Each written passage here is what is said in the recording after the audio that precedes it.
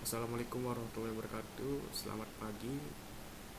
Perkenalkan, saya Muhammad Iqbal Bidabdo dengan NIM 22041174, Prodi Teknik Industri Universitas Muhammadiyah Cirebon. Di sini saya akan sedikit memaparkan mengenai proposal usaha jual beli spare part motor, spare spear, dalam mata kuliah kewirausahaan Islami. Latar belakang usaha ini dibuat dengan tujuan memenuhi kebutuhan masyarakat akan spare part motor berkualitas tinggi dengan harga terjangkau. Kebutuhan pasar didasari tingginya permintaan spare part motor di Indonesia, terutama di daerah Cirebon.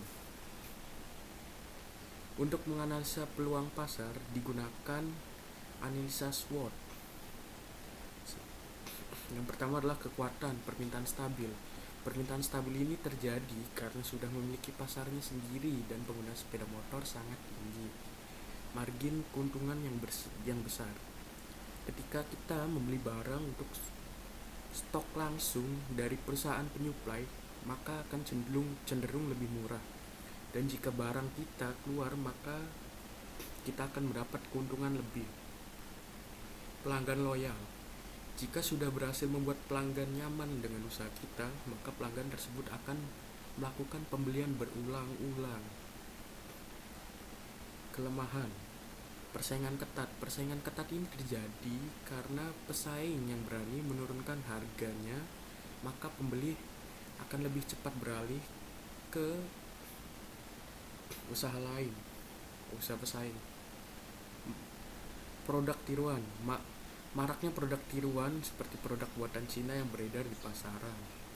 Risiko penimbunan stok. Jika kita tidak selektif dalam pembelian atau belanja barang, maka bisa terjadi risiko penimbunan stok. Peluang. Pertumbuhan pasar cepat. Pertumbuhan pasar yang cepat ini terjadi karena meningkatnya pengguna sepeda motor, maka kebutuhan akan spare part motor akan terus meningkat. Digitalisasi usaha. Digitalisasi usaha dapat dilakukan melalui jejaring online seperti e-commerce, media sosial, dan lainnya. Ancaman. Produk tiruan seperti yang tadi saya bilang, maraknya produk Cina di pasaran. Yang kedua, persaingan harga tidak sehat karena usaha pesaing rela berisiko karena untuk menurunkan harganya, sehingga terjadi perbedaan harga yang signifikan. Strategi pemasaran. Strategi pemasaran usaha ini meliputi penetrasi pasar seperti promosi digital, kerjasama dengan bengkel yang kecil atau bengkel-bengkel besar, dan diskon khusus untuk pelanggan loyal. Segmentasi pasar. Segmentasi pasar terbagi ke dalam 3 faktor. Yang pertama, geografis. Geografis ini berfokus pada wilayah tertentu, misalnya kota atau daerah tertentu yang memiliki banyak pengguna motor, ataupun daerah yang tidak mudah ditemukannya bengkel, serta bengkel yang minim supplier akan suku cadang. Demografis ini menyangkut seperti usia, pendapatan, dan yang terakhir adalah psikografis atau gaya hidup.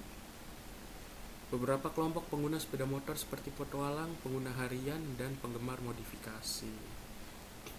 Beberapa orang atau beberapa kelompok yang meyakini nilai dan keyakinan seperti hemat dan praktis, kualitas dan keandalan, dan hedonisme. Minat. Beberapa aspek tambahan yang ada seperti penghobi dengan gayanya, teknologi dan inovasi terbaru, serta keamanan dan kenyamanan. Yang terakhir adalah kepribadian. Beberapa tipe pengguna sepeda motor diantaranya aktif dan dinamis serta inovatif, dan menyebabkan beberapa pengguna konservatif dan hati-hati. Pengembangan pasar. Pengembangan pasar, langkah pertama adalah membangun merek. Merek dibangun berdasarkan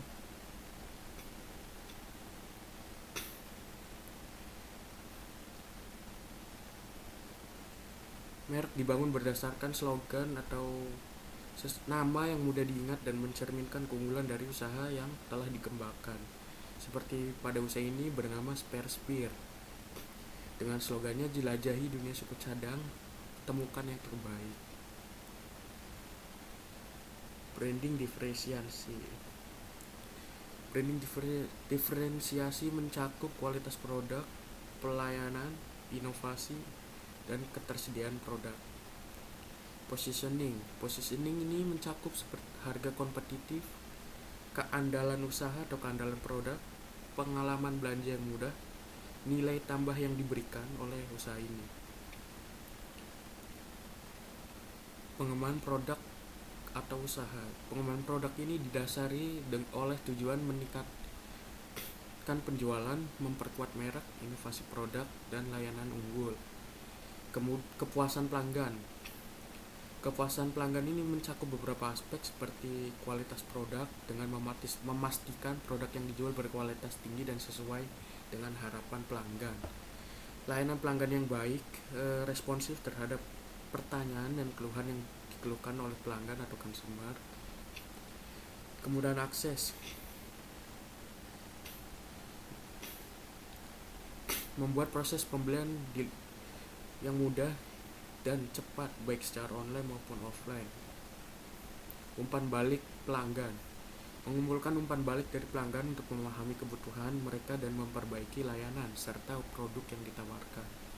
Program loyalitas ini memberikan insentif seperti diskon, poin reward atau hadiah bagi pelanggan setia untuk meningkatkan loyalitas mereka. Pelatihan pegawai, memberikan pelatihan kepada staf agar memiliki pengetahuan yang baik tentang produk dan dapat memberikan layanan yang profesional dan ramah.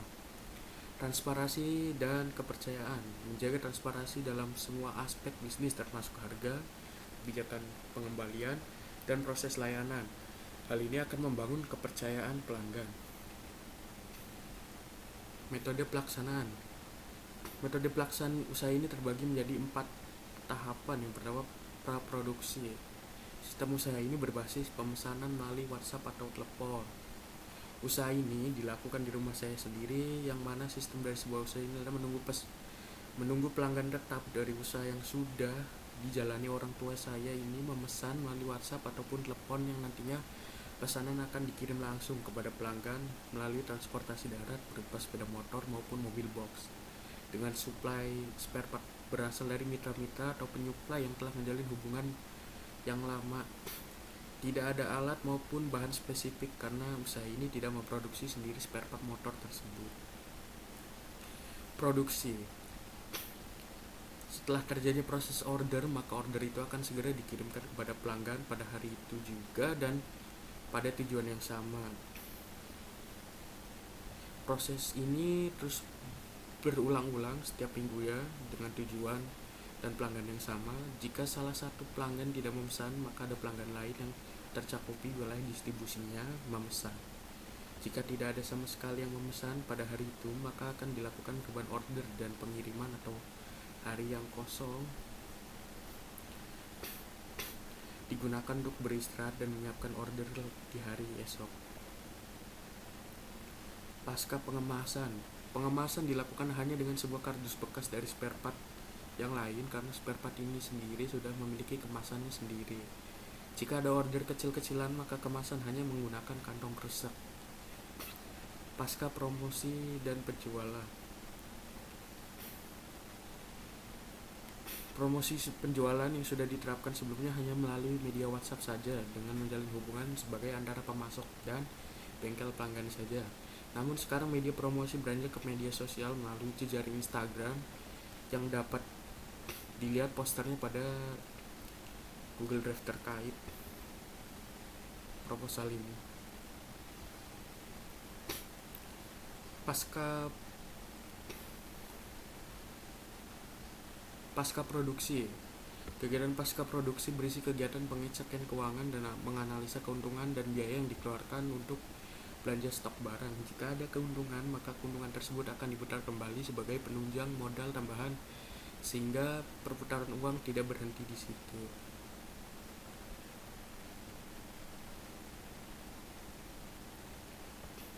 Anggaran biaya. Biaya tetap didasari oleh komoditas apa yang akan dijual. Seperti pada usaha ini, karena usaha ini merupakan usaha jual beli spare part motor yang memiliki banyak komoditas atau produk yang akan dijual. Di sini saya akan mengambil contoh komoditas berupa oli motor dari berbagai pabrikan yang laku di pasaran. Dengan subjeknya motor matic dengan ukuran oli 800 ml.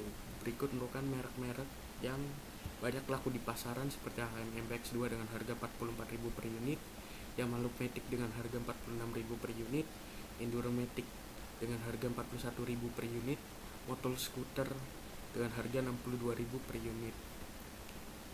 Biaya tetap dari usaha ini meliputi etalase toko, kalkulator, dan 1 orang tenaga kerja. Dapat dilihat pada tabel ini. Berikut juga dengan harganya.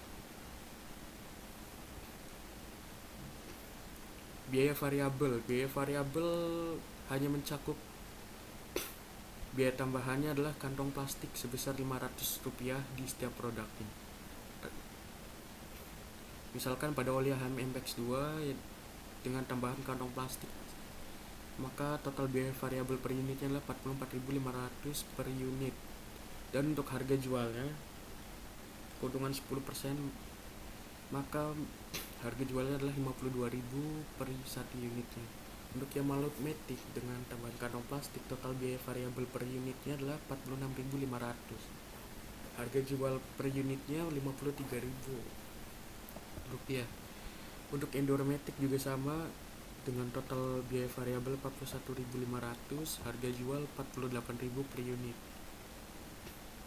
Yang terakhir adalah Motul Scooter dengan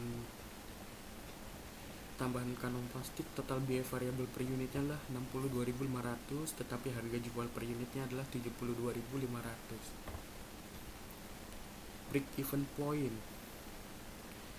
point terbagi menjadi 2, yakni BP rupiah dan BP unit, di mana break even point atau disingkat dengan BP merupakan suatu titik impas di mana laba yang didapatkan mempunyai nilai yang setara dengan yang diperlukan dalam sebuah usaha, atau biasa disebut dengan tidak mengalami kerugian. Berikut merupakan BP-nya.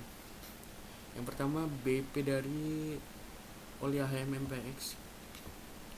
Biaya tetap sebelumnya, harga jual per unit juga ada di sebelumnya, dan biaya variabelnya dikalikan dengan harga per unit. Maka BP rupiah dari oli MPX2 ini adalah 25.306.600 sekian, yang dimana untuk menghasilkan pendapatan sebesar nilai ini untuk menutupi semua biaya dan mencapai titik impas. Jika pendapatan kurang dari ini, maka akan mengalami kerugian, dan jika pendapatan lebih dari ini, maka akan mendapatkan keuntungan. Begitu pula dengan BP rupiah unit oli Yamaha. BP-nya adalah 29.761.500 sekian, yang dimana jika pendapatan kurang dari ini, maka akan mengalami kerugian, dan jika pendapatan lebih dari nilai ini, maka akan mendapat keuntungan. Oli Enduro Matic BP-nya adalah 26.953.000 sekian. Sama artiannya adalah jika nilai kurang dari ini, maka akan mengalami kerugian. Jika nilai ini lebih, maka akan mendapatkan keuntungan. Terakhir, BP rupiah oli motor sebesar 26.462.500 ya. Sama juga, jika kurang dari ini maka akan rugi, jika lebih dari ini maka akan untung.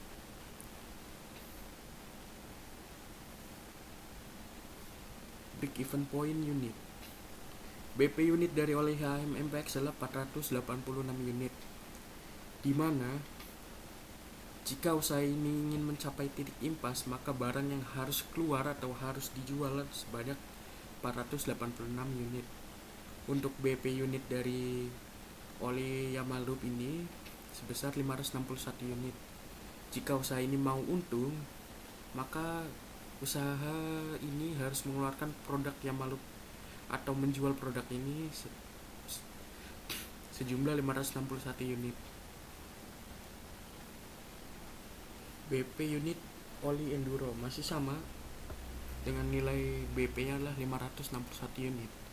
Dan yang terakhir BP unit dari oli motul sebesar 365 unit. Dapat disimpulkan bahwa jika usaha ini ingin mencapai titik impas, maka barang yang atau jumlah unit yang harus keluar atau dijual, maka harus dijual sebanyak 265 unit, 365 unit. Jumlah unit untuk mencapai target keuntungan.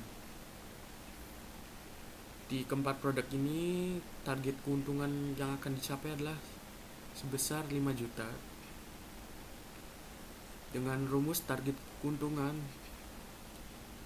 per harga jual per unit dikurangi biaya variabel dikalikan dengan jumlah BP per unitnya.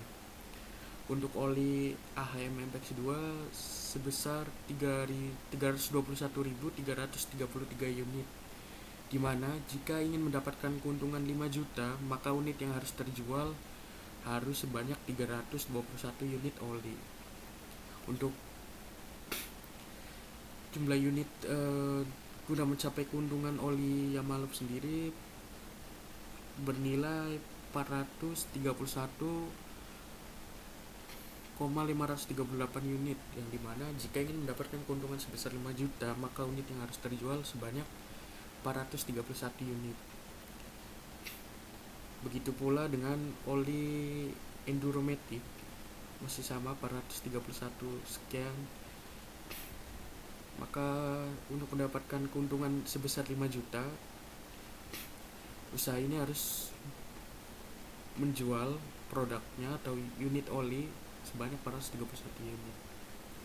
Dan yang terakhir untuk jumlah unit untuk guna mencapai keuntungan dari produk oli motul sendiri sebesar 182,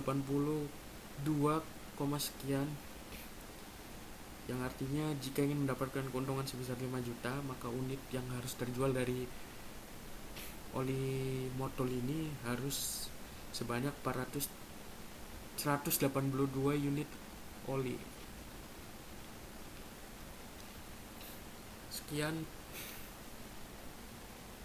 Sekian pemaparan hasil proposal usaha yang telah direncanakan. Jika ada kekurangan mohon dimaafkan. Sekian dari saya. Wassalamualaikum warahmatullahi wabarakatuh. Selamat siang, selamat beraktivitas.